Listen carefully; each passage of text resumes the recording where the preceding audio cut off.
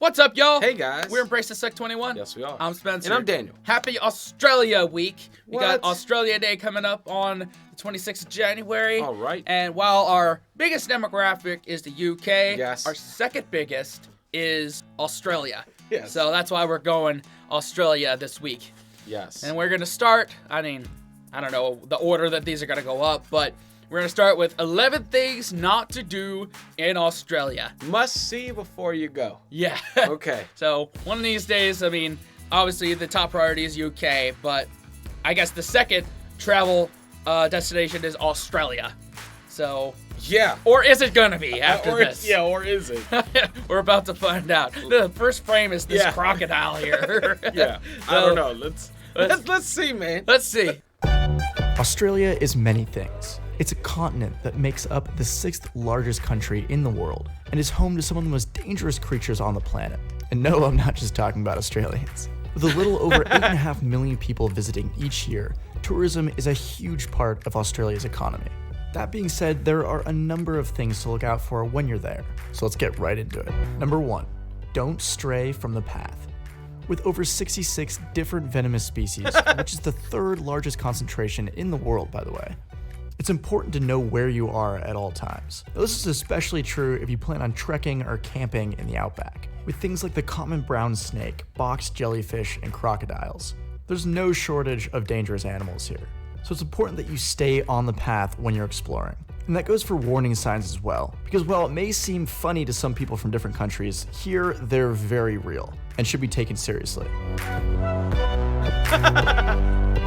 So they're saying that Australia is the Florida of the rest of the world. It's the Jurassic Park. The Jurassic It's Park. like, oh my They God. took inspiration from Australia to do Jurassic Park. I get it. The wildlife doesn't like humans. No. Pretty And much. You don't mess with it, it probably won't mess with you. I hope Probably. not. I hope not. Probably. Don't stray from the path. Smart. Yeah. In camping? In Australia? You gotta be crazy. Gotta be. Yeah. I mean, wow.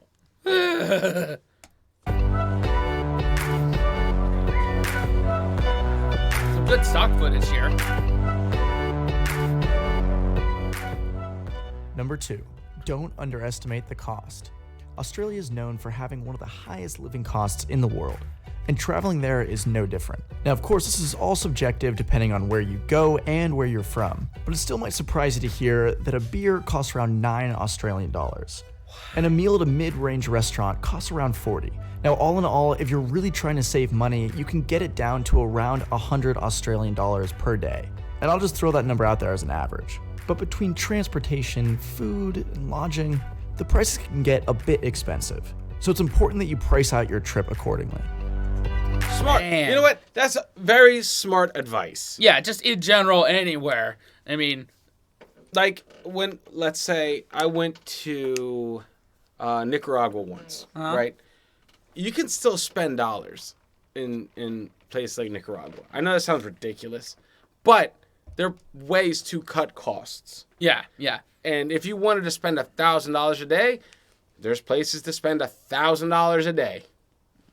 So There you go. I didn't know. What is the... Oh, are we getting our exchange calculators out here? You know exactly what I'm about to do. Yeah. Whoever let me gets see. to it first. 69 cents. 69, $1 Australian dollar equals 69 cents. Yep. So, wow, that does not. That's not a lot. That doesn't get I mean, you a it's lot. what, 50, like, yeah, it's still 100 Australian dollars is still, 69 American dollars. yeah, Wow. that's crazy. As of right now, January 2023, Yes. it could change. So, but $9 for a beer and $40 for dinner. Woo-hoo-hoo. Man. Better save up, man. Yeah, better save up. Yeah.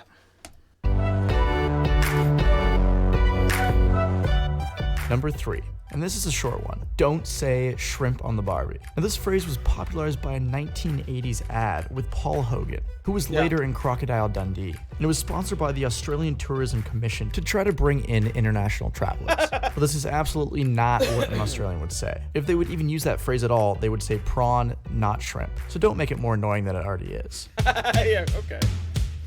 Yeah, I had learned, I don't know where I learned it, that it's not really an Australian thing to say shrimp on the Barbie, but that's and Foster's isn't Australian for beer. no, it's piss water. Yeah. So. Yeah. Yeah, but and apparently Outback Steakhouse is not an Australian restaurant. Yeah. That is not Australian at all. Yeah. No, not at all.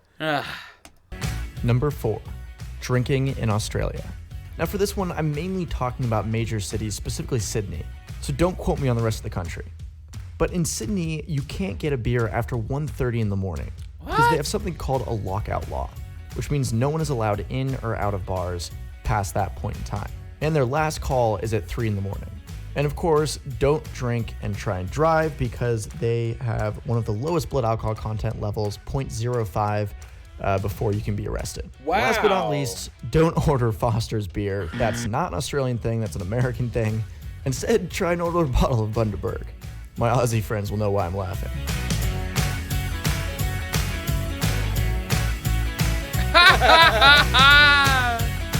So, wow, 0.05? Yeah, for our international friends who may not know, it's 0.08 here in America. That's all across the board, right? I mean, in America. I think it is across the board. In some states, it may be different. Just do a quick Google search before you go. Due diligence. Yeah, but for sure. In general, in America, it'll be 0.08 before you're considered eligible for a DUI. Yes, which is not something you want to be eligible for ever. No, never ever. But I don't think I would ever get drunk enough to try to drive over there. No. If you're drunk and you are knowing how much wildlife is there, like you can't swerve and avoid that. And I would freak out. I'm on the wrong side of the road. Wait, do they drive on the wrong side, on the other side of the road in Australia? Everyone knows they're upside down. That's facts.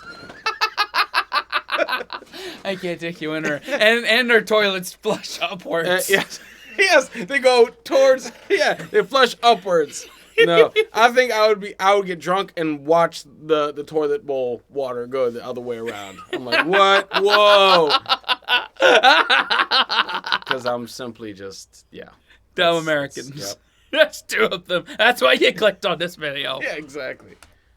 Number 5, don't underestimate its size. Australia is a country with about 25 million people, and because it's a continent, it's made up of almost 7.6 million square kilometers. And despite the fact that the majority of its population is clustered around the coasts, in urban areas, it still means that as a tourist, it's going to take a long time to get from place to place. So it's important to take a look at exactly how long it's going to take you to complete your itinerary. Kind of the same thing with America. Yeah. It's so big. I don't know what's bigger, the Australian continent or the continental United States. I'm sure someone will correct us. Be ready to travel. Yeah. If you have to, but I don't think we would. I think we go there and designate one area at a time. Yeah. That way we don't try to do too much and fall into that tourist trap that Americans usually do. Like, oh, we're going to see everything. Like, Yeah. Just like in America, you pick an area of the country to explore. Yep. And then you go back later on. Yep. Don't do it all in one sitting. But I like this. This is some solid don'ts. I mean, in general, this should be applicable across the board. Yeah. More so in Australia, though. Exactly. Number 6, don't always tip. Now, unlike some countries, tipping isn't required in Australia, and that's mainly because their minimum wage is the highest in the world, at around $18.93 an hour. Now, in places like the US, waitstaff require tips to earn a living wage, because the national minimum wage is $7.25 an hour. Now, if you have great service, for sure you should tip the person. All I'm saying is you won't be scorned like in the US if you don't. So kind of like with the UK, and Ireland, I'm assuming, is that the minimum wage is so high and tipping is not part of the culture. Yep. So that's good to know. It's good to know. Yep. The prices might be higher, but you don't have to include a tip in there. So that makes it a little better. Yep. Number 7, don't rely on public transport. Now, because Australia is so big and so spread out, public transport is difficult to find outside major cities. Okay. You know, it's not like Europe where you can take a train to a small town, hop off, and then hop onto another train to another small town. Australia's just too big for that to be feasible. So you're better off finding other ways to get around. Train. Yeah, so now that makes sense because the same here in America. Yep. Like, we have Greyhound buses and Amtrak, but those only really go between the big cities, and they're not as reliable as public transport in Europe. And yeah. And yes, I saw on there that they do travel on the other side of the road in Australia. So your point earlier, you're correct. Yes. Number 8. Don't talk about immigration. Now forgive me if I have to generalize a bit in order to get the point across. But for the most part, many Australians dislike the way that the government handles immigration, whether they're anti-immigration or whether they're disgusted by the way the government handles refugees. Of course, there's all the people in between. But the bottom line is that immigration is a big deal in Australia, and it's easier to avoid the topic. Okay. Yeah, That's a valid point. They're hot topics. Know the hot topics, right? Yeah, know Before the hot you go topics. Yeah. someplace and put your foot in your mouth and you're outnumbered. Yeah, and just briefly, yep, same in America. Yep. Moving on. Number 9. Don't take anything personally. Now, Australians always seem to be joking around, and insults are one of the ways that they do that. But don't make the mistake of thinking they mean anything by it. There's a funny saying where you know that an Australian doesn't like you if they don't insult you, because it means that they actually think there's something wrong with you and that it'll offend you. Go figure. So take everything with a grain of salt. Okay. Yeah, so I guess most of our Brit and Irish audience relate to that too. If they're not taking a piss out you, they ain't your friend. Yeah. But you know what though? Valid reason to tell. I guess this guy's audience is mainly U.S. Like, that's valid. A lot of people don't understand that. Yeah, They don't. They. Oh, I hate that. they take things at face value. And you don't do that. You don't do that. Yeah, especially not there. No. Number 10. Don't be afraid to say hello. Australians have a pretty well-deserved reputation for being laid back. And like I was talking about before with the kidding around, they're good at taking things in stride, which makes it easy as a tourist to make friends. And talking to people is a must. What? Why would you not want to talk to people?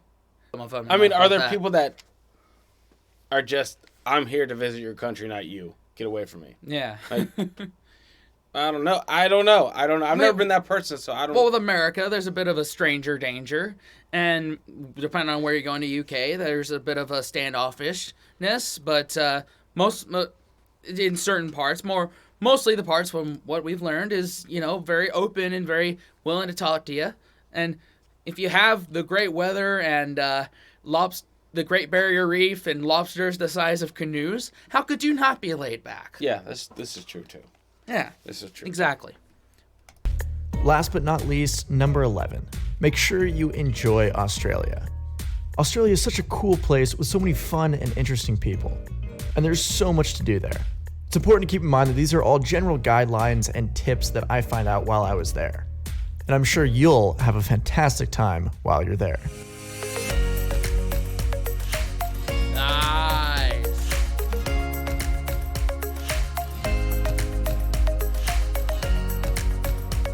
Let this play out.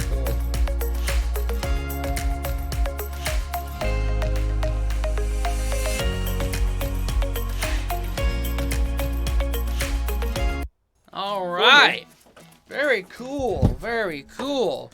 Yeah. So, Cal McKinley, very, very well put together man. video. Yeah. 2 thumbs up to you. Yeah. We've gave you a little bit of a subscription there. There you go. I think this is a good video to start Australia Week with. I think so too. I mean, and I feel like his tips are good for just anyone ready to travel somewhere else. Yeah. You know?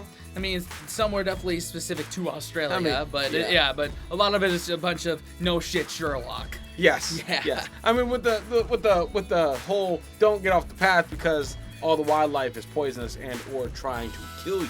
Yeah. Besides that one point, great. Yeah, exactly. Yeah. So, if you're Australian, put in the comments what do you suggest for two American boys that would like to get into some fun in Australia? What do you recommend? Yes. And some other faux pas that we should try and avoid. Yes. Let us know what. Also, maybe there's 12 things in your mind of what not to do. Yeah, 12, 13, 14, 15, Yeah. whatever. Put them in the comments. Yes. Thanks in advance for those comments, Yes. liking, subscribing, hitting that bell, and sharing with your friends. Definitely, guys. And until next time, wash your hands, scrub your toes, wipe your ass, blow your nose, embrace the suck. Unplug and do something epic. See you next time. Later. Fellas, we can be that mistake. Let's do this.